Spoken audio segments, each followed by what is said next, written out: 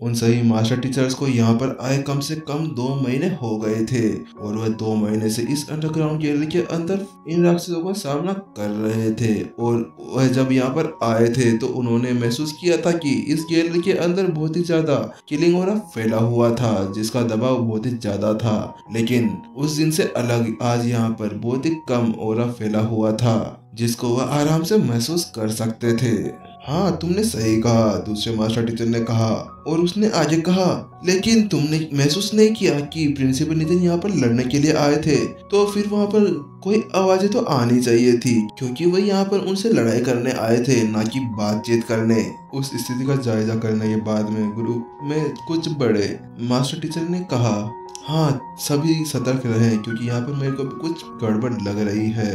सभी master teachers ने उसकी सहमति में सिर हिला दिए और फिर वह वापस से आगे की तरफ बढ़ने लगे और कुछ ही समय के अंदर वह उस जगह पर पहुंच गए जहाँ पर राक्षसों ने अपनी बिल्डिंगें खड़ी की हुई थी।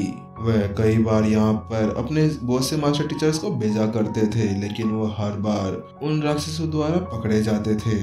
पिछले 2 वर्षों के अंदर यहाँ पर कम से कम 10 मास्टर टीचर्स जो उनके साथी थे वह मर चुके थे।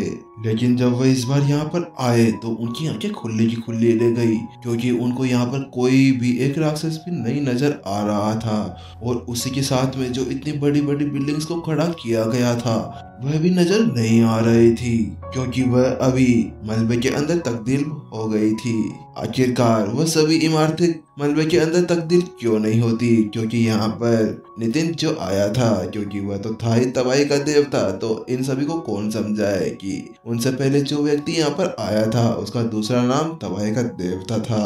उन सभी इमारतों को देखने के बाद में सभी सन्न रह गए। उन्हें समझ नहीं आ रहा था कि वहाँ पर क्या हुआ। उनमें से एक मास्टर टीचर जो उस जगह की छानबीन करने के लिए आसपास गया था, वह वहाँ पर कोई सुराग ढूंढ रहा था जिससे उसे पता चल जाए कि यहाँ पर क्या हुआ था।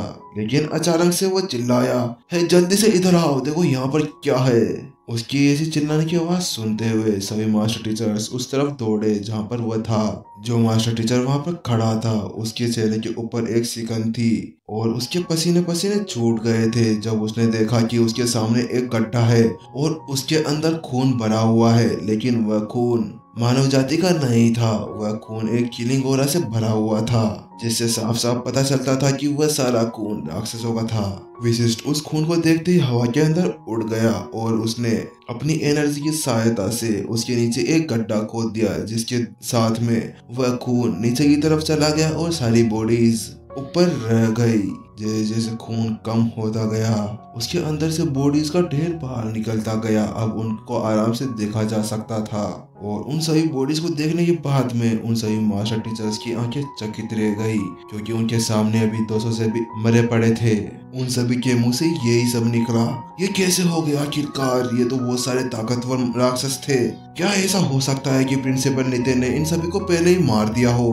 लेकिन ये कैसे संभव हो सकता था, क्योंकि यहाँ पे तो 200 से भी अधिक संत लेवल स्टेज 1 के राक्षस थे और उनके साथ में 2 संत लेवल स्टेज 4 के राजा भी तो थे। उन्हें अभी भी विश्वास नहीं हो रहा था, क्योंकि वह भी जानते थे कि अगर वो मास्टर टीचर अकेडमी के अंदर से उन सभी 10 मास्टर टीचर्स को भी यहाँ पर ले आए तो भी वह इन सभी राक्षसों का सफाया नहीं कर सकते थे। तो फिर कैसे संभव हो सकता था कि एक अकेला मास्टर टीचर यहाँ पर आकर इन सभी का सफाया कर दे? क्योंकि बहुत से मौकों के अंदर वह भी इन राक्षसों से लड़े थे और वे अच्छी तरह से जानते थे कि वह भी इनका सामना नहीं कर सकते थे। एक मास्टर टीचर ने कहा, तो फिर वे ऐसा कैसे कर सकते हैं? अकेले उन सभी राक्षसों का सफाया कर दिया। विशिष्ट आगे की ओर आया और कड़वी मुस्कान के साथ में कहा, अब मैं बता सकता हूँ कि वही असली प्रिंसिपल नितिन है। अब मेरे को 101% यकीन हो चुका है, क्योंकि ऐसे चमत्कार वही कर सकते हैं। अब हेड विशिष्ट को जो थोड़ा बहुत भी नितिन के ऊपर शक था वह भी पूरी तरह से क्लियर हो चुका था, क्योंकि वह इस दुनिया में ऐसी कोई चीज नहीं थी जिसके बारे में विशिष्ट सोच सके कि उसे प्रिंसिपल नितिन नहीं कर सकते। क्योंकि आखिरकार उन्होंने देख लिया था जब नितिन लेवल 7 के ऊपर था तब उसने होंगन मास्टर टीचर अकेडमी के अंदर किस तरह का हंगामा मचाया था और किस तरह से कबीर को उस लाइफ एंड डेथ मैच के अंदर हराया था। तो फिर अब तो कोई कहने की बात थी ही नहीं कि वह अभी हाफ संत लेवल के ऊपर है। तो फिर वह आराम से उन राक्षसों को बता सकते थे कि वह उसका कोई मैच नहीं है। वह अभी नितिन के सामने एक चींटी के समान थे। विशिष्ट की बातों को सुनने के बाद में एक मास्टर टीचर आगे आया, सम्मान भरे हुए लहजे में कहा, नितिन ने इतने सारे अलौकिक दानवों को मारा है और ऊपर से इतने खतरनाक मिशन को भी विफल कर दिया है जो कि मानव जाति के ऊपर बहुत ही बड़ा खतरा लेकर आ सकता था। अब हमें इस बात को जल्दी से मुख्यालय के अंदर बता देना चाहिए कि नितिन ने कितना बड़ा योगदान मानव जाति के अंदर दिया है। हाँ, वास्तव में तुमने ठीक कहा। दूसरे सभी मास्टर टीचर्स ने सहमति में अपना सिर हिला दिया, क्योंकि अलौकिक राक्षसी जनजाति से मानव जाति की रक्षा करना केवल एक अकेले व्यक्ति का धर्म नहीं था, वह सभी मानवों का एक जिम्मेदारी थी जिसको उन सभी को निभाना था। और उससे अलग एक ऐसा व्यक्ति जिसने उन सभी राक्षसों को मारा ही नहीं, यहाँ तक उनके द्वारा जो मिशन यहाँ पर किया जा रहा था उसको भी पूरी तरह से विफल कर दिया था। अगर इस बात की सूचना मुख्यालय के अंदर दी गई तो मुझे पक्का यकीन है कि प्रिंसिपल नितिन को एक अच्छा सा पुरस्कार दिया जाएगा। और मुझे तो पक्का भरोसा है कि मास्टर टीचर पवेलियन के अंदर इस चीज को 10,000 वर्षों तक तो क्या उससे भी अधिक समय तक नहीं बुलाया जाएगा। ठीक है, तो हम इस मामले को जरूर मुख्यालय के अंदर बताएंगे। और वहीं दूसरी ओर जिस व्यक्ति की वह सभी बात कर रहे थे वह नितिन अब उस सील के पास में पहुंच गया था और उसके कदम उस सील को देखते वहीं पर ही रुक गए थे। वह अभी अंडरग्राउंड गैलरी के बिल्कुल अंत पर खड़ा था। उसने देखा कि उसके सामने एक बहुत बड़ी सील लगी हुई थी जो बहुत ही ज्यादा ताकतवर थी। वह एक बैरियर का काम किया करती थी। वह एक ऐसी सील थी जो कि मास्टर टीचर कॉन्टिनेंट और राक्षसों के बीच के संबंध को अच्छी तरह से तोड़ दिया करती थी। और दूर से कोई भी ये देखकर बता सकता था कि ये कई 100 किलोमीटर तक फैली हुई एक सील थी और ये दूसरी तरफ की चीजों को बिल्कुल धुंधला कर रही थी जिसको साफ साफ नहीं देखा जा सकता था।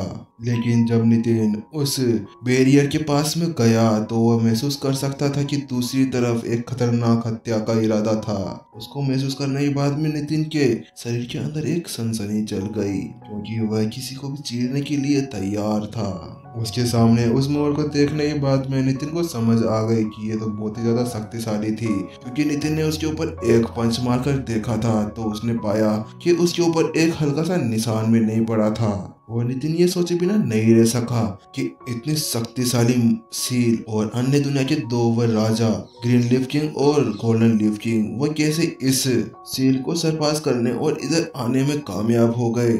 नितिन हैरान हुए बिना नहीं रह पाया, क्योंकि अगर सील खराब होती या उसके अंदर कोई डैमेज होता तब भी नितिन समझ सकता था कि ठीक है उस समय तो वह आ सकते थे।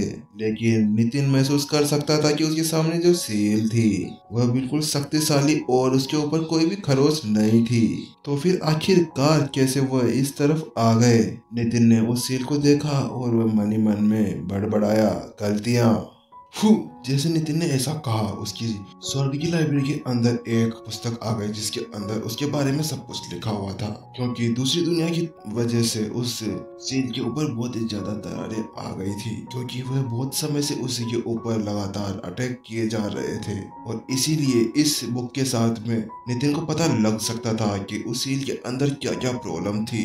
नितिन ने तेजी से उस बुक के पन्ने पलटना शुरू कर दिए और उसी के साथ में उसके अंदर की सारी जानकारी नितिन के सर के अंदर घुसने लगी और उसके दिमाग के अंदर वह सारी जानकारी आ गई। अब नितिन के पास में उस सील से रिलेटेड सारी गहरी जानकारी थी। उस बुक को पढ़ने के बाद में नितिन को पता चला था कि इस सील को बनाने के अंदर फराज का सबसे बड़ा हाथ था। उन्होंने ही इन दो दुनियाओं के अंदर इस सील को बीच में खड़ा करने का निर्णय लिया था और इस सील को उन्होंने ही डिजाइन किया था, और जिसको तोड़ना किसी भी लड़ाकू के लिए बहुत ही ज्यादा मुश्किल था। यहाँ तक कि 9 स्टार मास्टर टीचर भी इस सील को नहीं तोड़ सकते थे। यही तो कारण था जिस कारण से ये सील इतने सालों से ये सी कड़ी थी, जिस कारण से वह राक्षस वापस से मानव जाति के अंदर वापस नहीं आ पाए थे और उनके ऊपर संकट नहीं ला पाए थे। लेकिन ये तो सबको ही पता है कि जितनी पुरानी चीज होती है उसके अंदर उतना ही डैमेज बढ़ता रहता है और उसकी ताकत धीरे धीरे कम होती रहती है, चाहे से ये सील कितनी ज्यादा ताकतवर क्यों ना हो। लेकिन हजार वर्षों के अंदर तो वो भी खराब होनी ही है। और उससे अलग ये कि उन राक्षसों द्वारा इस सील के ऊपर लगातार अटैक किया जा रहा था। इतने सारे सालों से उसके ऊपर अटैक किए जाने के बाद में इसे थोड़ा थोड़ा तो डैमेज कर दिया गया था। और इसी के चलते हुए अब सील के अंदर बहुत सी ऐसी कमजोर जगह थी, लेकिन फिर भी उन सभी कमजोर जगहों को होने के बावजूद कोई भी उनको आसानी से नहीं देख पाता और उनको पार नहीं कर सकता था। और इस सील को पार करने के लिए बहुत ही ज्यादा भारी कीमत